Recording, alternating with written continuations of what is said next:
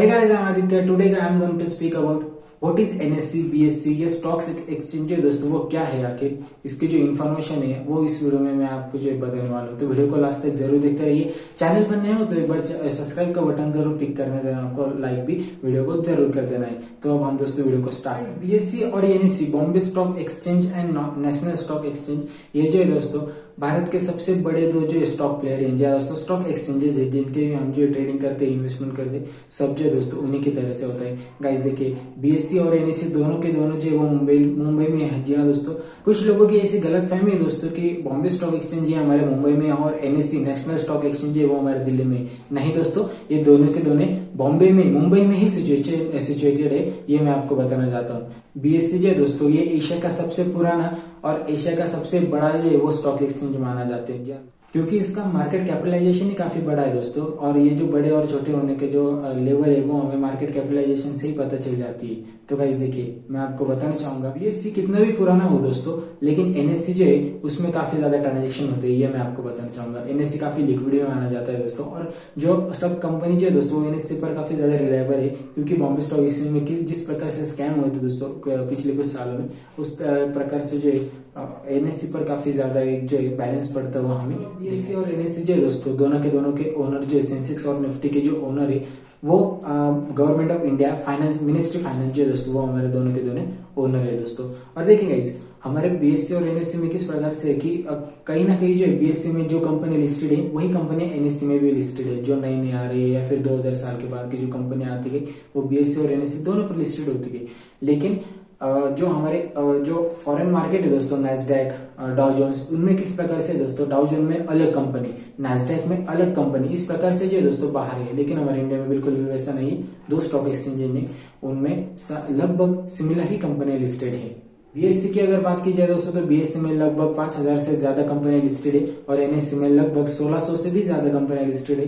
क्यों दोस्तों एनएससी में कम है? क्योंकि एनएससी का जो फाउंडेशन है, मतलब एनएससी का जो जन्म है वो 1992-1993 में हुआ था। क्यों दोस्तों एनएससी का जन्म क्यों हुआ, मतलब एनएससी फाउंड क्यों की गई? क्योंकि बीएससी पर जो सभी पहले से ही था, तो उसको फाउंड करने की कोई जरूरत ही नहीं थी। गाइस देखिए, 1992 में स्कैम होने के बाद जो हर्षद मेहता का जो स्कैम है उस पर अभी सीरीज भी चल रही है, वो होने के बाद जो है दोस्तों मार्केट पर का जो एक भरोसा था, लोगों का ट्रस्ट था, वो बिल्कुल भी उड़ गया। और जो लोग थे दोस्तों वो मार्केट में बिल्कुल ट्रेड ही नहीं करना चाहते थे, इन्वेस्टमेंट भी नहीं करना चाहते। तो इस वजह से सेबी ने भी अपने रूल स्ट्रिक्ट किया। सेबी भी एक नई तरीके से उस पर एक सटीक निर्णय लेने लगी, और कहीं ना कहीं फिर जो है एनएससी पर जो है एक नई स्टॉक एक्सचेंज लिस्टेड होने के बाद जो कंपनी लोगों ने जो है दोस्तों ऐसा माना कि कहीं ना कहीं थोड़ी जो मार्केट की राह है वो मुड़ रही है, तो इस वजह से एनएससी को फाउंड किया गया। क्योंकि बीएससी पर कोई रिलायबल भी दोस्तों नहीं होना चाहता था, कितनी भी पुरानी हो, इस प्रकार से तो एक एनएससी के फाउंडेशन हो गई दोस्तों। 1992 में एनएससी फाउंडेड हुई, फिर 1993 में सेबी ने थोड़ा उस पर कुछ किस प्रकार से वर्क होता है दोस्तों वो वर्क किया, और फिर 1994 में इंट्रोड्यूस हुआ दोस्तों एनएससी, और इस प्रकार से एनएससी के जो है फाउंडेशन है। फिर दोस्तों बाद में 2000 में भी एक क्रैश आया, तो उस पर भी फिर से जो है आईटी का बूम था दोस्तों वो वाला, उस पर भी जो है फिर से का जो ट्रस्ट दोस्तों वो उठने लगा। तो ये जो स्कैम है दोस्तों वो मार्केट में चलते ही आ गई। तो गाइस, एनएससी और बीएससी जो है वो गवर्नमेंट के हिसाब से चलते हैं, लेकिन वो पैसा किस तरीके से कमाते हैं? जो हम ट्रांजैक्शन करते हैं दोस्तों मार्केट में, कुछ भी ट्रांजैक्शन हो दोस्तों, वो कुछ चार्जेस लगते हैं दोस्तों हमारे एक ट्रेड पर, तो वो जो सब चार्जेस है दोस्तों वो गवर्नमेंट को चला जाता है। और इस प्रकार से एनएससी और बीएससी जो है दोस्तों कमाते हैं, काफी ज्यादा अमाउंट से कमाते हैं दोस्तों वो लोग। देखिए ना दोस्तों, दिन में हम ही कितने ट्रांजेक्शन कर देते हैं, और कितने लोग हैं दोस्तों मार्केट में कि वो भी हमारे जिस तरीके से ट्रांजेक्शन कर देते हैं। ये भी एक बात होती है दोस्तों कि मार्केट में काफी ज्यादा पैसा है। तो ब्रोकर जो दोस्तों, हम बिल्कुल भी मार्केट में इन्वेस्टमेंट या फिर ट्रेडिंग नहीं कर सकेगा, हमें जो है ब्रोकर चाहिए ही चाहिए। मैं रिकमेंड करता हूँ दोस्तों आपको जरूर देखिएगा दोस्तों, कोई पेड प्रमोशन नहीं है, लेकिन रिलायबल जो है दोस्तों वो काफी ज्यादा लोग जरूरदाफर है। मैंने जो है फीडबैक भी देखे, काफी अच्छे जरूरत है। एंजल ब्रोकिंग है, ग्रो है, अपस्टॉक है दोस्तों, जो कि रतन टाटा सर ने उसमें इन्वेस्ट किया, तो वो भी एक रिलायबल हो चुका है। तो इस वजह से कहीं ना कहीं जो ये जो जाने माने ब्रोकर है, इनमें आप जो इन्वेस्ट किए, छोटे मोटे ब्रोकर में आप निवेश ना कीजिए। अगर दोस्तों ब्रोकर निकल जाते हैं अगर जो है दोस्तों ब्रोकर हमसे कुछ भी संबंध नहीं रखते, डायरेक्टली भाग जाते हैं दोस्तों दूसरे देश में, तो हमारे जितने भी पैसे उस ब्रोकर के अकाउंट में हैं वो पूरे के पूरे पैसे जो है दोस्तों निकल जाते हैं। ये आप सबसे पहले आप ध्यान में बात रखिएगा दोस्तों। जिधर पैसे की बात आती है उधर जो है दोस्तों रिस्क तो है ही है, इसमें भी रिस्क है। अगर ब्रोकर भाग जाते हैं दोस्तों दूसरे देश में, तो वो हमारे ब्रोकर अकाउंट में जितना भी पैसे, जितने भी शेयर के पैसे वो पूरे के पूरे लेकर भाग जाएंगे। ये आपको किसी ने बताया होगा, लेकिन दोस्तों ये बात सच है कि ब्रोकर जो हमारे पैसे लेकर भाग जा सकते हैं और हमारे पूरे के पूरे पैसे डूब सकते हैं। तो इसी वजह से मैं आपको बता रहा हूँ कि रिलायबल ब्रोकर ही आपको ढूंढना है। मार्केट में काफी ज्यादा इन्वेस्टर है दोस्तों, उनमें से कई गिने चुने नाम मैं आपको लेना चाहूंगा। राधाकिशन दमानी, राकेश झुंझुनवाला जो कि अभी पास आउट हुए हैं दोस्तों, उनका देहांत हुआ है दोस्तों, अभी 2-3 महीने हो चुके हैं। तो और भी कुछ ज्यादा है दोस्तों, रमेश दमानी है, विजय केडिया है दोस्तों, और रामदेव अग्रवाल। ये काफी जाने माने चेहरे दोस्तों, मार्केट में काफी बड़े इन्वेस्टर है दोस्तों ये। और कहीं ना कहीं HNI जो हाई नेटवर्क इन्वेस्टर, इनको ही कहा जाता है। जो बिगेस्ट कंपनी है दोस्तों मार्केट में वो है हमारी रिलायंस। NSE और BSE दोनों में भी जो है दोस्तों रिलायंस ने अपना कब्जा कर लिया है कि मार्केट कैपिटलाइजेशन के हिसाब से काफी ज्यादा बड़ी कंपनी रिलायंस इंडस्ट्रीज है दोस्तों, जो कि हमारे जो एशिया के सबसे बड़े अभी तो नहीं है, लेकिन 2 नंबर पर उनका नंबर आ जाता है। मुकेश अंबानी जो है दोस्तों उसके सर्व करता है दोस्तों। और दोस्तों अभी इंडिया में जो है गौतम अडानी जो है दोस्तों वो इंडिया के सबसे बड़े रिचेस्ट मैन जो है दोस्तों हम मानते हैं। और 2 नंबर पर फिर मुकेश अंबानी का नाम आता है, जो कि रिलायंस इंडस्ट्रीज के CEO और फाउंडर तो नहीं कहेंगे, लेकिन CEO जो वही है।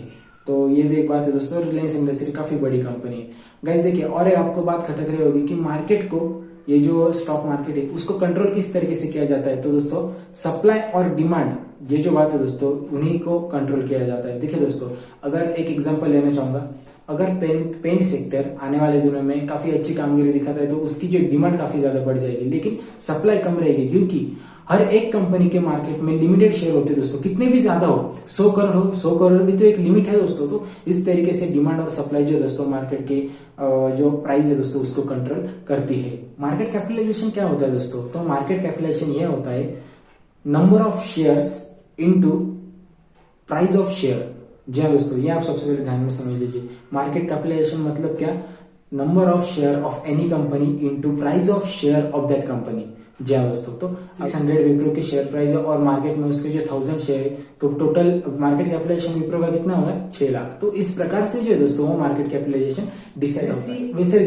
वर्सेस BSE, इसके जो कुछ पॉइंट है दोस्तों वो मैं आपको बताऊंगा। लिक्विडिटी, सबसे ज्यादा लिक्विडिटी जो है दोस्तों वो है NSE में। दूसरा जो पॉइंट है दोस्तों वॉल्यूम किसमें दोस्तों? वो है NSE में। जी हाँ दोस्तों, क्यों दोस्तों BSE में नहीं है? क्योंकि कहीं ना कहीं BSE में काफी ज्यादा कंपनी भी लिस्टेड है और उनका जो कंट्रोल पैनल है वो इतना अच्छा नहीं है जितना कि NSE का है। इसी वजह से वॉल्यूम भी काफी ज्यादा NSE में अच्छे, BSE के भी ठीक है, लेकिन NSE में काफी ज्यादा अच्छे वॉल्यूम है। अगर इन्वेस्टमेंट पर्पज के साथ जाना चाहोगे तो BSE लीजिएगा, क्योंकि दोस्तों BSE में 5000 से भी ज्यादा कंपनियां लिस्टेड है और वर्ल्ड में जो है दोस्तों BSE का 10th नंबर आता है और NSE का 11th नंबर आता है। वो मार्केट कैपिटलाइजेशन के हिसाब से है, लेकिन मैं फिर से आपको बताना चाहूंगा अगर आपको इन्वेस्टमेंट करनी है तो आप BSE ही चुनिएगा दोस्तों। NSE के काफी शॉर्ट टर्म ट्रेडिंग या फिर जो है दोस्तों मिड टर्म ट्रेडिंग के लिए NSE ठीक है, लेकिन लॉन्ग टर्म के हिसाब से BSE की चुनिए दोस्तों, ये मैं आपको बताना चाहूंगा। और भी कुछ बात है दोस्तों, स्टॉक्स के बारे में बात की जाए तो स्टॉक जो है BSE में ज्यादा लिस्टेड है और NSE में काफी कम लिस्टिंग है। वैसे ठीक है, जो NSE की जो मार्केट कैपिटलाइजेशन दोस्तों वो लगभग 199 ट्रिलियन है। 199 ट्रिलियन जो है वो NSE का मार्केट कैप है और BSE का जो मार्केट कैपिटलाइजेशन दोस्तों वो लगभग है 266 ट्रिलियन। जी हाँ दोस्तों, 266 ट्रिलियन जो है दोस्तों वो BSE का मार्केट कैपिटलाइजेशन है, जो कि वर्ल्ड में 10th नंबर पर आता है और NSE जो है वर्ल्ड में 11th नंबर पर आता है। BSE की जो स्टार्टिंग है दोस्तों वो बनियान की पेड़ के नीचे जो है वो स्टार्टिंग हुई थी 1875 में, काफी पुरानी है दोस्तों। BSE सबसे ओल्डेस्ट स्टॉक मार्केट है BSE, तो ये भी एक बात है दोस्तों। और कहीं ना उनकी जो शुरुआत है दोस्तों BSE की, प्रेमचंद रायचंद जो है वो कुछ आदमी थे दोस्तों, मतलब उनका ग्रुप था, तो उन्होंने उसकी स्टार्टिंग की थी BSE की और फिर बाद में जाकर जो वो काफी बड़ा नाम हुआ दोस्तों BSE का। NSE में टॉप 50 कंपनी आती है दोस्तों और BSE में टॉप 30 कंपनी आती है। ये तो आसान बात है दोस्तों, ये तो आपको पता ही चाहिए। NSE और BSE जो है दोस्तों लीडिंग स्टॉक एक्सचेंज है दोस्तों, आने वाले समय में जो वर्ल्ड के टॉप स्टॉक एक्सचेंज भी उनका नाम शुमार हो सकता है, तो रिलायबल भी है दोस्तों। और कहीं ना कहीं जो है FIIs मतलब फॉरेन इन्वेस्टर जो है वो भी इंडिया में इन्वेस्टमेंट अपनी काफी बढ़ा रहे हैं, तो इसके हिसाब से जो है मार्केट कैपिटलाइजेशन और भी ज्यादा बढ़ेगा।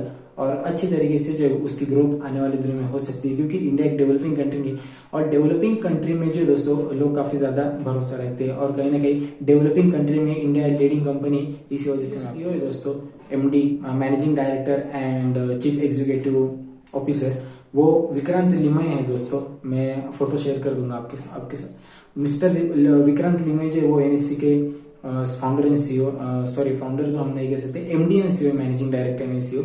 और जो बीएससी की जो है दोस्तों वो है मिस्टर आशीष कुमार चौहान। जी हाँ दोस्तों, मिस्टर आशीष कुमार चौहान जो है दोस्तों वो हमारे बीएससी के एमडी एंड सीईओ। और एक इन्फॉर्मेशन मैं आपको बताना चाहूंगा गाइस कि बीएससी का जो स्टॉक है वो मार्केट में लिस्टेड है, लेकिन एनएससी का जो स्टॉक है वो अभी तक नहीं है, लेकिन उस पर राय चल रही है कि वो भी जल्दी लिस्टेड हो मार्केट में। क्योंकि कहीं ना कहीं अगर मार्केट पैसा उगाना है तो मार्केट में हमें जाना पड़ेगा, शेयर अपने बेचने पड़ेंगे और कहीं ना कहीं इक्विटी देने के बाद हमें जो है फिर से पैसे आ सकते हैं। इस प्रकार से जो दोस्तों वो मार्केट में सब कर सकते हैं। बीएससी एनएससी और कुछ भी फाइनेंशियल बारे में अगर आपको जानकारी चाहिए तो नीचे कमेंट बॉक्स में बिल्कुल भी कमेंट आप कर सकते हो और मुझे सजेशन दे सकते हो। मिलते हैं अगले वीडियो में, तब तक के लिए जय हिंद।